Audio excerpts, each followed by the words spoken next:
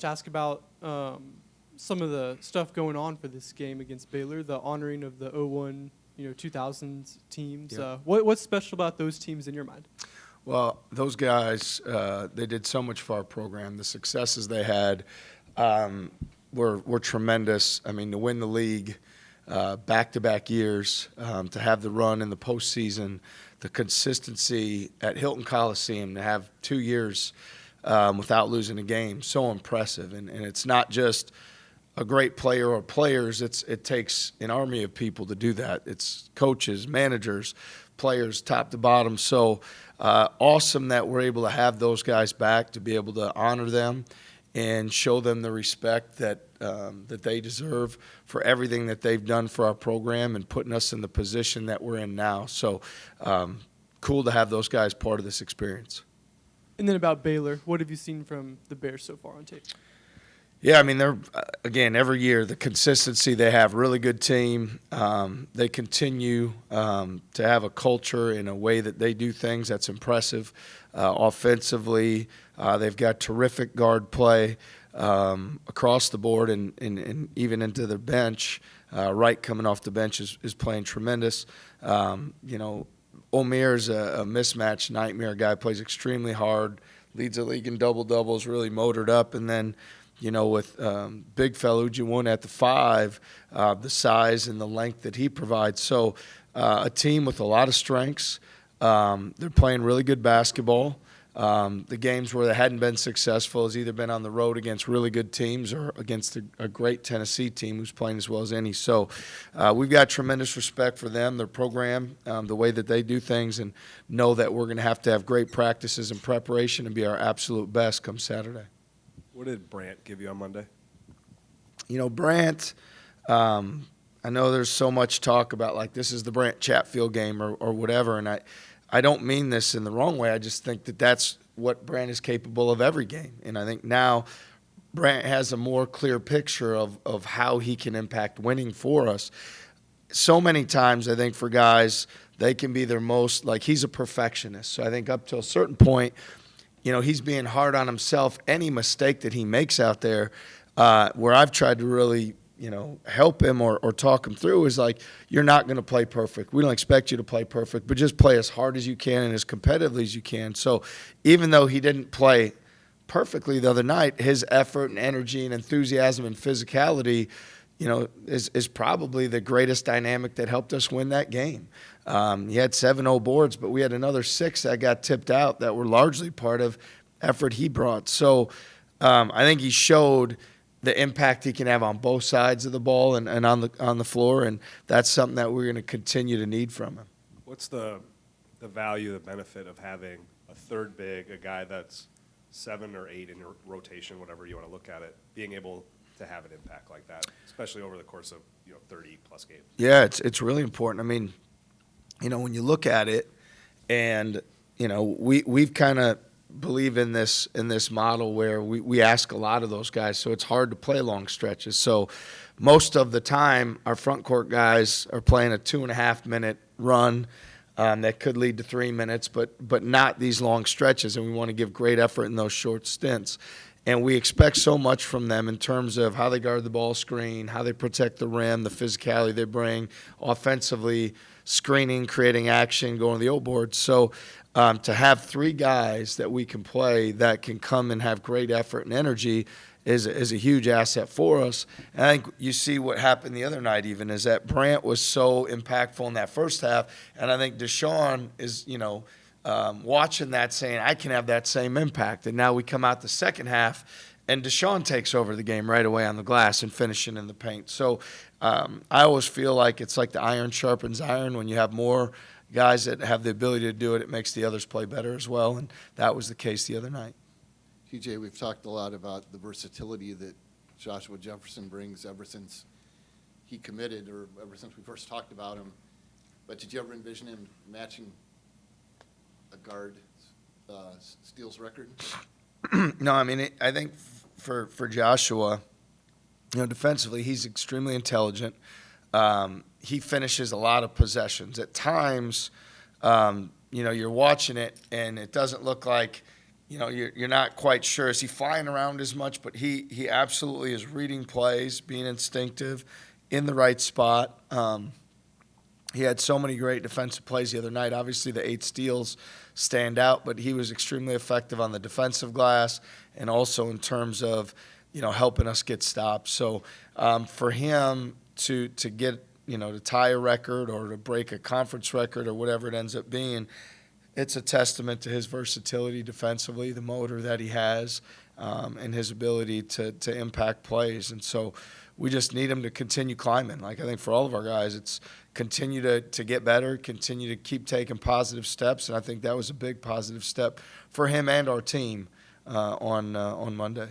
Is his strength almost under, I don't want to say appreciated, but not noticed as much given as skilled as he is? We've seen him lead fast breaks, go behind the back, and all that stuff, because it seems like strength is a big part of what's leading to those steals and helping him defend so well down low. Yeah, and I think both parts, right? Like, I think there's the instinct and the intelligence piece, the skill level that goes along with that, and then there's the time where the power, having the ability, whether it's driving through contact, finishing a play where you've got to get off of a screen or move a body or get to a rebound. So I think the combination of skill and power is something that I think for all teams, that 4 position, some people play a power center at the 4, some play a guard, they slide over. What everybody really would like is to have size, length, skill, and power. And with Joshua, we're really fortunate to have a guy who can do all those things really well. Have you had any discussions with Kurt about this new NCAA JUCO rule that we've seen kind of happen a little bit on the football side and still maybe in legal battles and stuff? Yeah, really brief. I'd say, Kurt is playing his 4th year of Division I eligibility. I would anticipate that, there'll be lawsuits, there'll be things filed and all that, and we'll continue to be mindful of it because certainly we'd love to have him back, and it's important that he knows what his options are, what the possibilities are. At the same time, we're just keeping the focus on what he can do every day to be the best player he can for us. And my guess would be at some point in the next month or so, that'll work itself out one way or another. So talking about something that's out of our control really doesn't bring a lot of benefit. The one thing I do know that will benefit Kurt is that he continues to play great and focus on having a great practice every day. Similar question about Kurt. He's averaging about 16 points for you guys off the bench, making close to 38.5% of his 3-point attempts on the year. What's the value of having that kind of production off of the bench? And I guess how do you have someone that successful off of the bench contributing for you guys? Well, the first part, our team, year after year, we've tried to move our offense forward. And to do that, people, it's skill, it's depth, it's togetherness. There's all these things that go into it. For us to be able to, substitute and essentially bring our guy who is probably our most consistent offensive scoring guy from a production standpoint, to have that coming off the bench gives you a huge spark. It is something that's really unique for other teams in your preparation to be able to say, hey, and look, the guy who's leading them in scoring and 3-pointers made is coming off the bench. And so how you factor that in, it's not just the scoring and production, it's also the activity. Like, he's flying around offensively. I mean, he is really tough to cover, tough to find in transition, tough to find as Keyshawn and Taman drive the basketball. He's always on the move. So it's been a huge weapon for us. He's a no-ego guy. I mean, shoot, I'd say this and it doesn't add anything to it, but there couldn't be somebody that's a better candidate for National 6th Man of the Year. He's our 6th starter, and he brings so much value in everything that he does. So if there's such a thing as starting a campaign for a guy that deserves that type of recognition, he's certainly separated himself from what I understand from anybody based on what he continues to do night in and night out. It's great to see. And I guess another similar question about Curtis.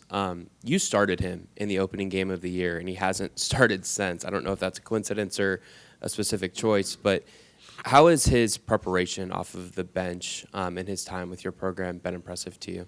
Yeah, I'd say, everything we do is with intent. So there's a lot of thought and a lot of mindfulness put into the choices and decisions that we make. Ultimately, we're trying to be the best that we can as a team for 40 minutes. And so in order to do that, lineups, combinations, those things matter. You're not just saying, hey, let's have, our best scorers on the court now, or let's have our best offensive producers. You're always looking at that balance of, physicality, skill, experience, scoring, and then what's going on throughout the course of the game.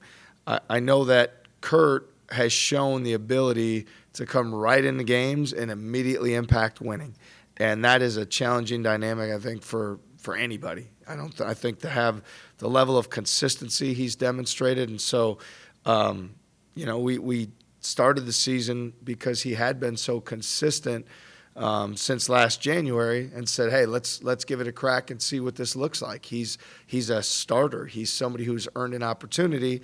And then as we had to look at it and we looked at how does our team play the best over 40 minutes, felt like there was a different choice that needed to be made.